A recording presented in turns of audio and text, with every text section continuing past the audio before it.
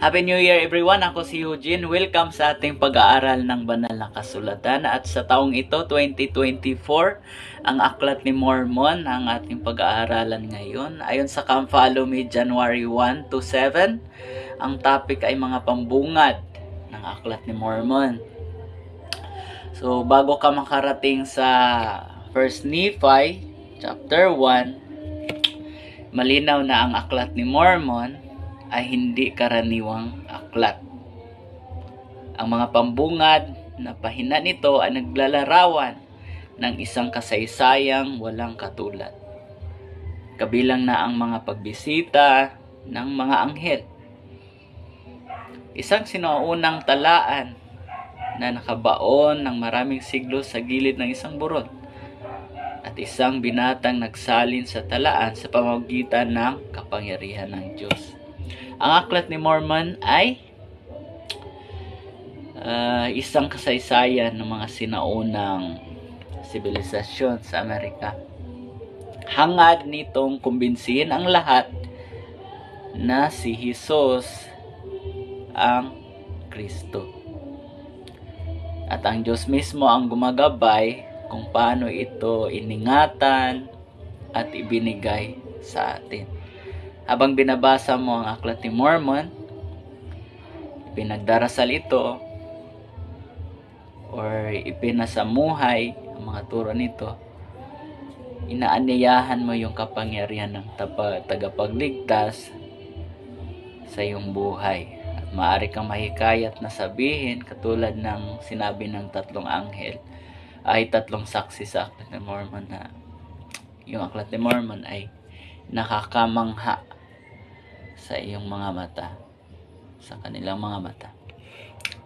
So sa pag-aaral mo ng Aklat ni Mormon ay mapapalakas nito ang pananampalataya mo sa tagapagligtas na si Jesus Christ.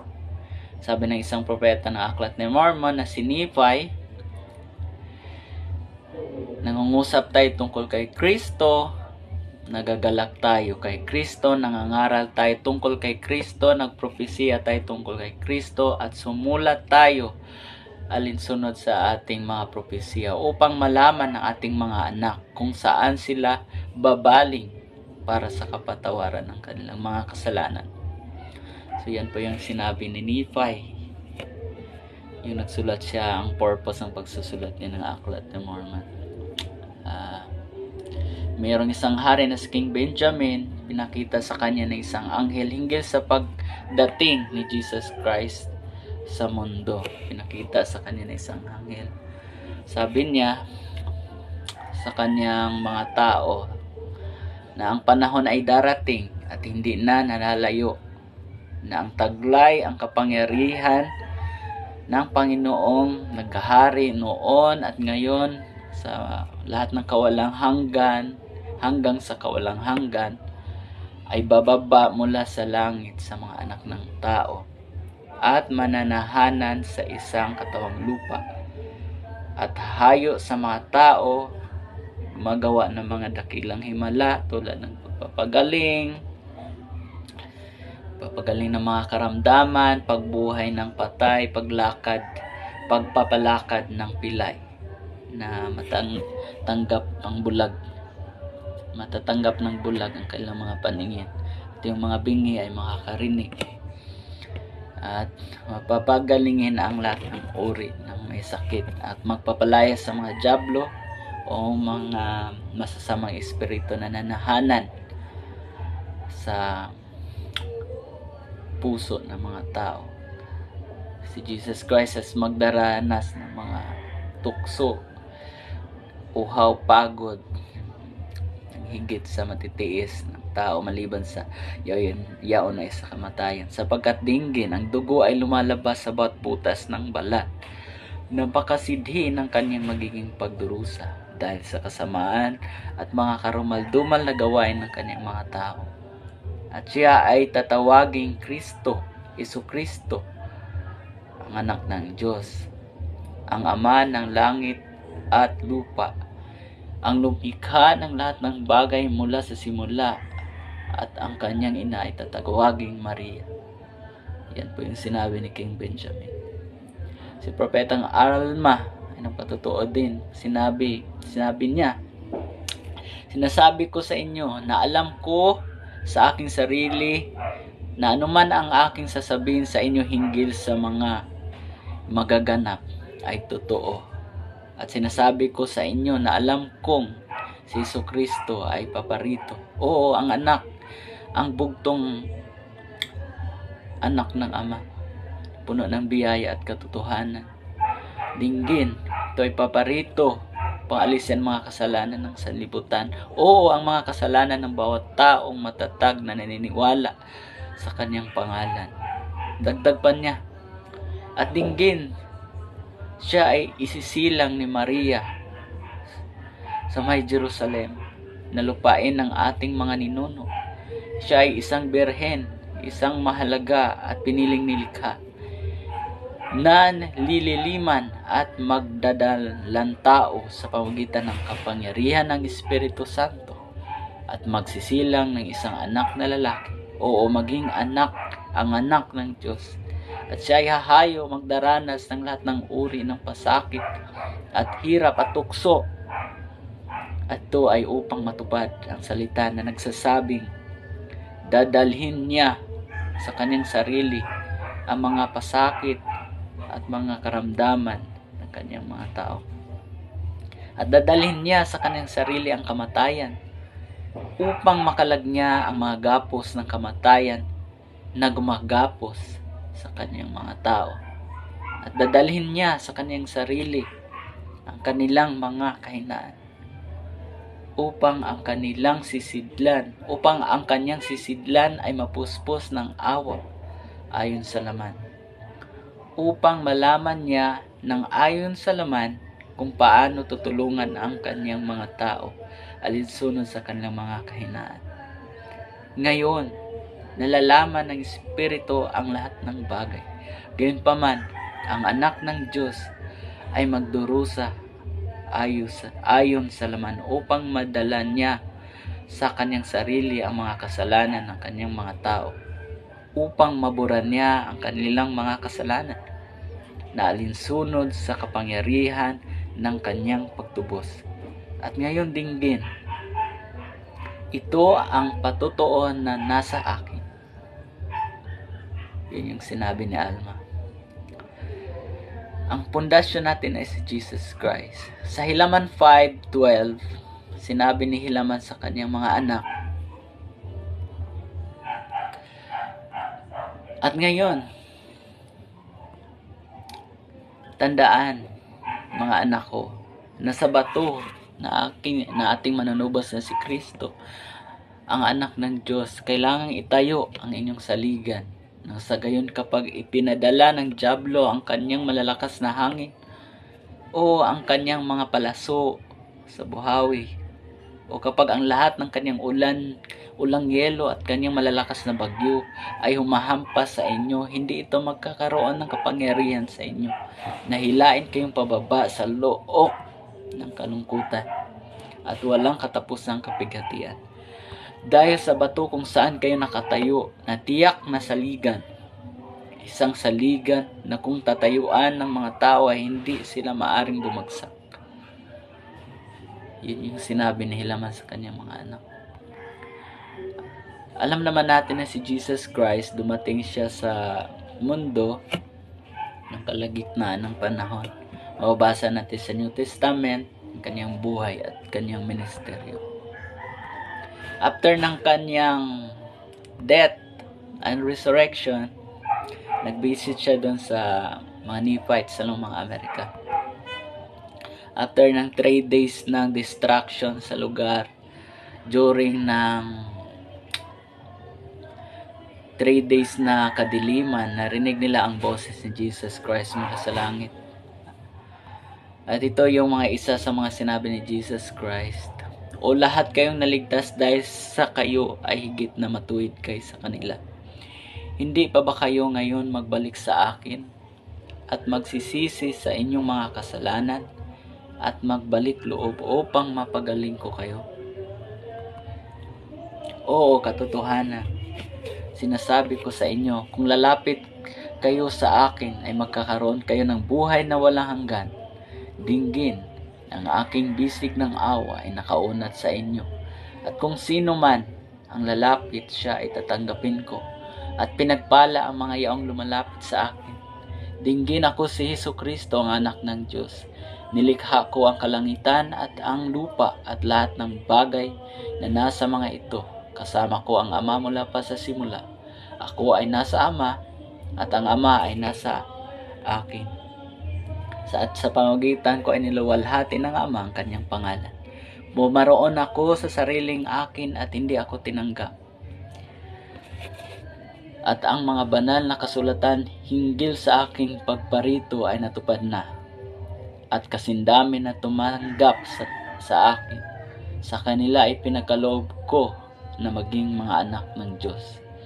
At maging gayon ang gawain ko sa lahat ng maniniwala sa aking pangalan.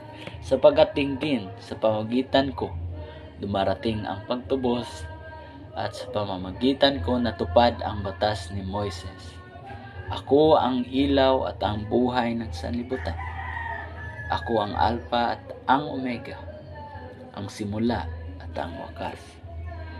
So ito po yung sinabi ni Jesus Christ, yung boses niya. So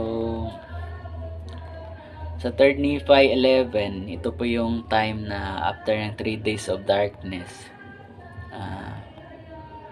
si Jesus Christ ay napakita siya mismo sa mga tao at maririnig na nila yung boses ng Ama na ini-introduce niya yung kanyang anak mula sa langit. So bumaba si Jesus Christ sa kanila at ganito yung sabi, ang tinig ng kanilang narinig at sinabi nito sa kanila, masdan ang minamahal kong anak na siya kong labis na kinalulugdan. Sa kanya ay niluwalhati ko ang aking pangalan. Pakinggan ninyo siya. At ito ay nangyari na nang kanilang maunawaan muli. Muli nilang itinuon ang kanilang mga paningin sa langit. At dinggin nakita nila ang isang lalaki na bumaba mula sa langit. At siya ay nabibihisan ng isang puting bata. At siya ay bumaba at tumayo sa gitna nila. At ang mga paningin ng lahat ng tao ay natuon sa kanya. At hindi sila nangahas na buksan ang kanilang mga bibig maging sa isa't isa. At hindi nalalaman ang kahulugan nito sapagkat inakala nila na isang anghel ang nagpakita sa kanila. Ito ay nangyari na iniiunat niya ang kanyang kamay at nangusap sa mga tao sinasabing, dinggin, ako si Hesukristo na siyang pinatutuhanan ng mga propeta na paparito sa daigdig. At dinggin, ako ang ilaw at ang buhay ng sanlibutan.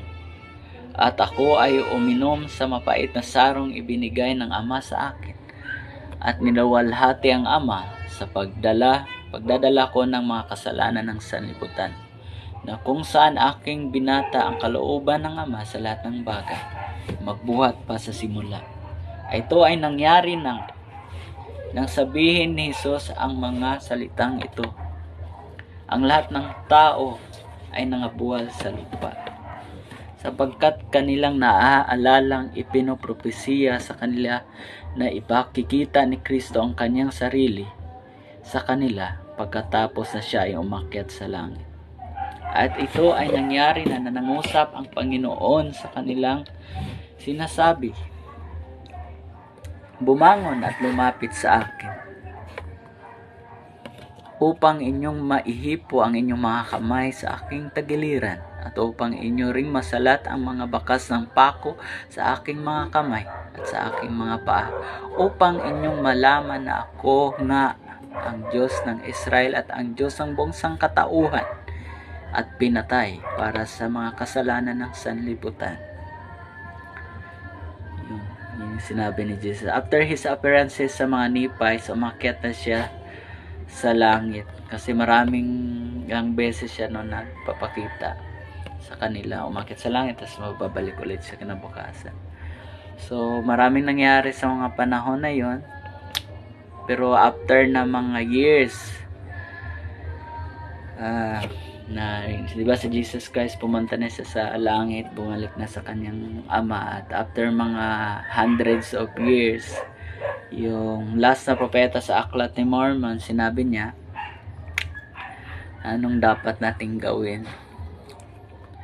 Sabi niya, lumapit kay Kristo at maging sakdal sa Kanya at pagkaitan ang inyong sarili ng lahat ng kasamaan. At kung inyong pagkakaitan ang inyong sarili ng lahat ng kasamaan at iibigin ng Diyos ng buo ninyong kakayahan, pag-iisip at lakas, at sa gayon, ang Kanyang biyaya ay sapat sa inyo, upang sa pamamagitan ng Kanyang biyaya ay maging sakdal kayo kay Kristo, at kung sa pamamagitan ng biyaya ng Diyos ay sakdal kayo kay Kristo, hindi ninyo maitatatwa ang kapangyarihan ng Diyos. At muli, kung sa biyaya ng Diyos ay sakdal kayo kay Kristo at hindi itatatwa ang kanyang kapangyarihan, sa gayon kayo ay ginagawang banal kay Kristo sa pamamagitan ng biyaya ng Diyos, sa pamamagitan ng pagbubuhos ng dugo ni Kristo na nasa tipan ng Ama tungo sa ikapagpapatawad ng inyong mga kasalanan, upang kayo ay maging banal na walang bahid dungis. So, sa taong ito, sama-sama po tayong mag-aaral ng Aklat ni Mormon. Sabi ni President Russell M. Nelson patungkol sa pag-aaral ng Aklat ni Mormon. Sabi niya,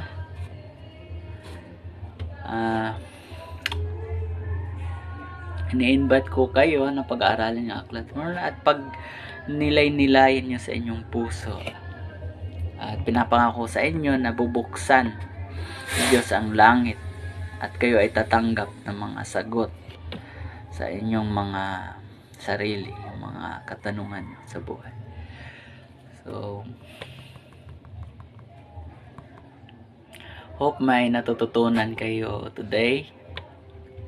At kita-kits sa mga susunod na video. So, yun lang. Salamat.